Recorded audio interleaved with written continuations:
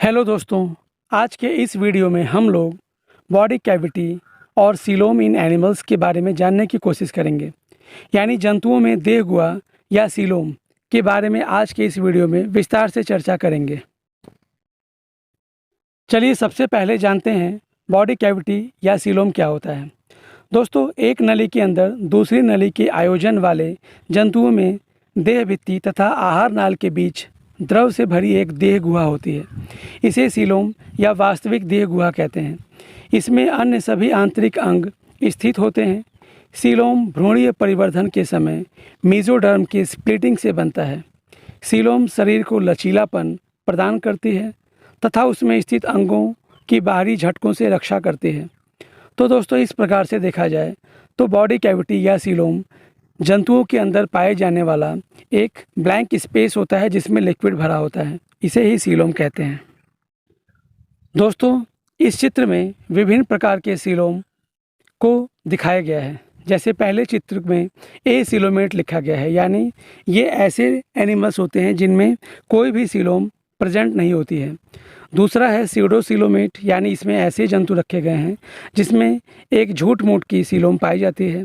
और तीसरी कैटेगरी में सीलोमेट एनिमल्स को रखा गया है, यानी जिनमें एक सही यानी ट्रू सीलोम पाई जाती है।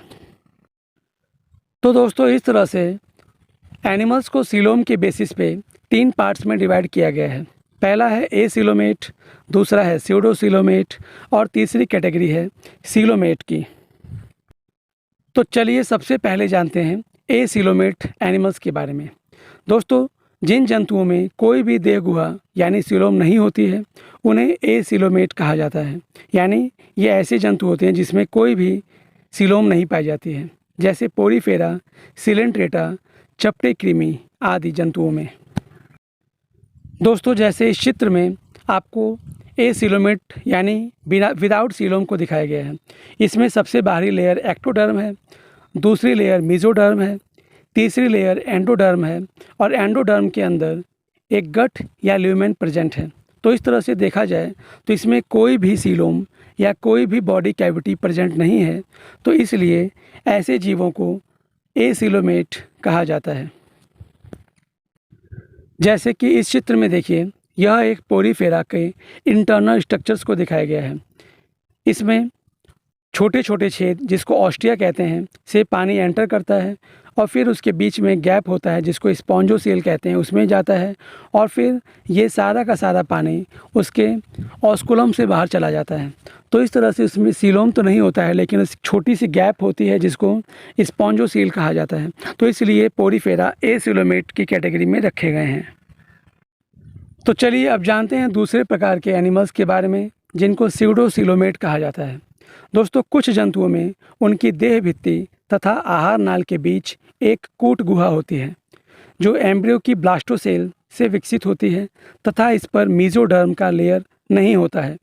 इस प्रकार की गुहा को सीडोसीलोम तथा ऐसे जंतुओं को सीडोसीलोमेट कहते हैं, जैसे कि राउंड वॉर्म यानी गोल कृमि। दोस्तों, राउंड वॉर्म में जितने भी एनिमल्स रखे गए हैं, जैसे कि एस्कैरिस, उनके अंदर देखा गया तो ये पाया गया कि उसमें कोई भी ट्रू सीलोम प्रेजेंट नहीं है, लेकिन ऐसा एहसास होता है कि उसमें एक सीलोम है।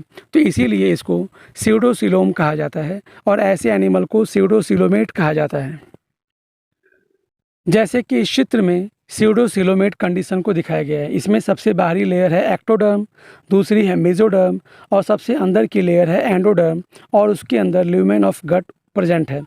इसमें एक झूठ मूठ की सीलोम प्रेजेंट दिखाई जा रही है, तो इसीलिए इसको सीडोसीलोमेट कहा जाता है।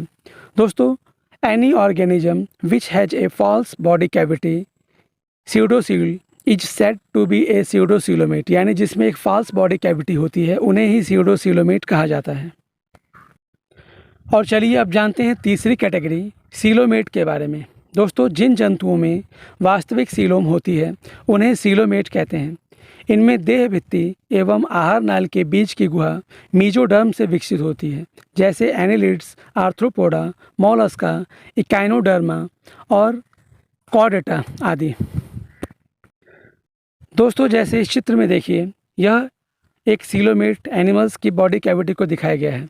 इसमें सबसे बाहरी लेयर एक्टोडर्म, बीच की लेयर मेसोडर्म और सबसे इंटरनल लेयर एंडोडर्म है। तो दोस्तों मेसोडर्म और एंडोडर्म के बीच में एक क्लियर सीलोम दिखाया गया है। तो ऐसे जंतुओं को जिसमें क्लियर सीलोम होता है उनको सीलोमेट एनिमल कहा जाता है। दोस्तों जितने भी हायर एनिमल्स हैं वो सारे के सारे सीलोमेट होते हैं, यानी उनमें ट्रू सीलोम पाया जाता है। जैसे आर्थ्रोपोडा, इकाइनोडर्मा, मोलस्का, कॉर्डेटा में जितने भी एनिमल्स को रखा गया है वो सारे के सारे सीलोमेट होते हैं। जैसे इस चित्र में मेढक को दिखाया गया है, ये मेढक कॉर्डेटा में आता है और कॉर्डेटा में आने वाले सभी के सभी जीव सीलोमेट होते हैं।